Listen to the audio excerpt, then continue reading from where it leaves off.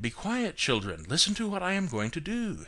Then she uncovered the mandolin and began to play on it, saying, "This is sound." To suppose that the child from such a lesson as this shall come to understand the difference between noise and sound is ridiculous. The child will probably get the impression that the teacher wished to play a joke, and that she is rather foolish because she lost the thread of her discourse when she was interrupted by noise, and because she mistook a mandolin for a baby. Most certainly it is the figure of the teacher herself that is impressed upon the child's mind through such a lesson, and not the object for which the lesson was given. To obtain a simple lesson from a teacher who has been prepared according to the ordinary methods is a very difficult task. I remember that, after having explained the material fully and in detail, I called upon one of my teachers to teach, by means of the geometric insets, the difference between a square and a triangle. The task of the teacher was simply to fit a square and a triangle of wood into the empty spaces made to receive them. She should then have shown the child how to follow with his finger the contours of the wooden pieces and of the frames into which they fit, saying, meanwhile, "This is a square, this is a triangle."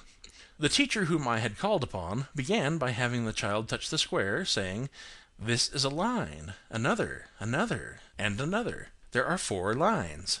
Count them with your little finger and tell me how many there are. And the corners, count the corners. Feel them with your little finger. See, there are 4 corners too.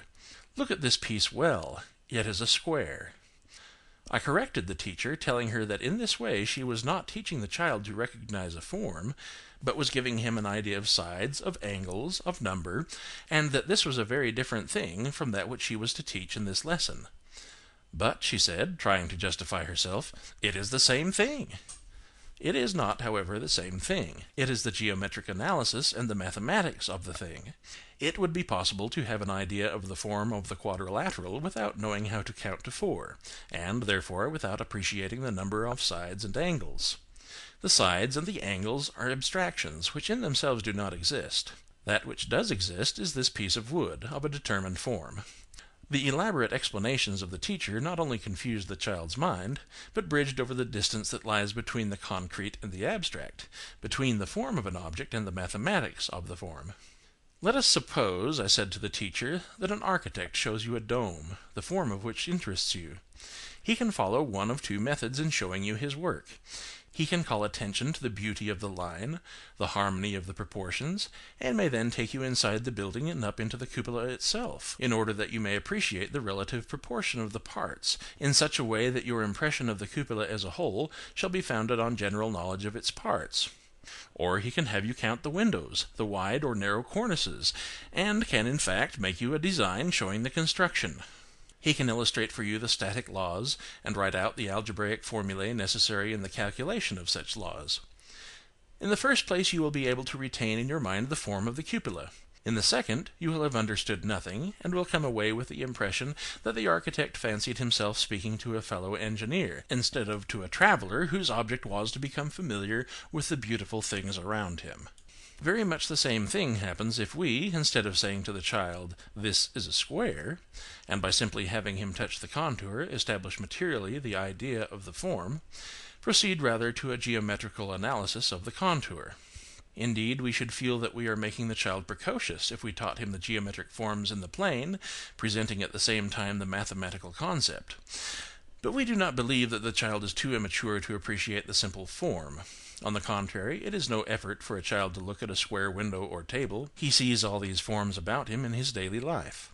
To call his attention to a determined form is to clarify the impression he has already received of it, and to fix the idea of it. It is very much as if, while we are looking absent-mindedly at the shore of a lake, an artist should suddenly say to us, "How beautiful the curve is that the shore makes there under the shade of that cliff."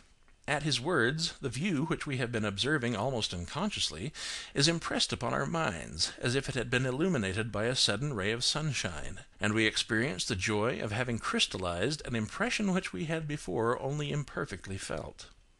And such is our duty toward the child, to give a ray of light and to go on our way. I may liken the effects of these first lessons to the impressions of one who walks quietly, happily through a wood, alone and thoughtful, letting his inner life unfold freely. Suddenly the chime of a distant bell recalls him to himself, and in that awakening he feels more strongly than before the peace and beauty of which he has been but dimly conscious. To stimulate life, leaving it then free to develop, to unfold, herein lies the first task of the educator. In such a delicate task a great art must suggest the moment and limit the intervention, in order that we shall arouse no perturbation, cause no deviation, but rather that we shall help the soul which is coming into the fullness of life, and which shall live from its own forces. This art must accompany the scientific method. When the teacher shall have touched in this way, soul for soul, each one of her pupils, awakening and inspiring the life within them as if she were an invisible spirit, she will then possess each soul, and a sign, a single word from her, shall suffice, for each one will feel her in a living and vital way, will recognize her, and will listen to her.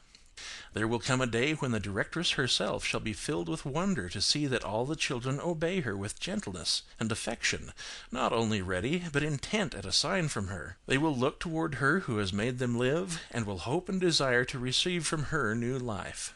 Experience has revealed all this, and it is something which forms the chief source of wonder for those who visit the children's houses.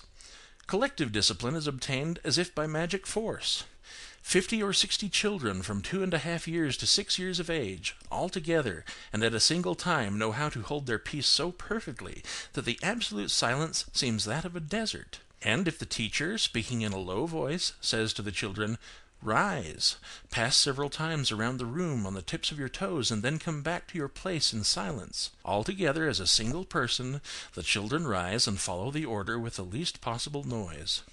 The teacher with that one voice has spoken to each one, and each child hopes from her intervention to receive some light and inner happiness, and feeling so, he goes forth intent and obedient like an anxious explorer, following the order in his own way. In this matter of discipline we have again something of the egg of Christopher Columbus. A concert master must prepare his scholars one by one in order to draw from their collective work great and beautiful harmony, and each artist must perfect himself as an individual before he can be ready to follow the voiceless commands of the master's baton. How different is the method which we follow in the public schools! It is as if a concertmaster taught the same monotonous and sometimes discordant rhythm contemporaneously to the most diverse instruments and voices. Thus we find that the most disciplined members of society are the men who are best trained, who have most thoroughly perfected themselves. But this is the training, or the perfection, acquired through contact with other people. The perfection of the collectivity cannot be that material and brutal solidarity which comes from mechanical organization alone. In regard to infant psychology, we are more richly endowed with prejudices than with actual knowledge bearing upon the subject. We have, until the present day, wished to dominate the child through force, by the imposition of external laws, instead of making an interior conquest of the child in order to direct him as a human soul. In this way the children have lived beside us without being able to make us know them. But if we cut away the artificiality with which we have enwrapped them, and the violence through which we have foolishly thought to discipline them, they will reveal themselves to us in all the truth of child nature. Their gentleness is so absolute, so sweet, that we recognize in it the infancy of that humanity which can remain oppressed by every form of yoke, by every injustice.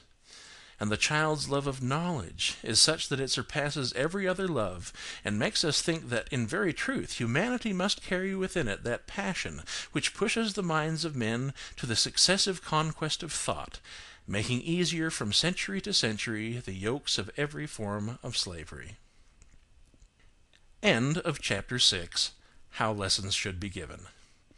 Recording by Preston McConkey, Annabella, Utah.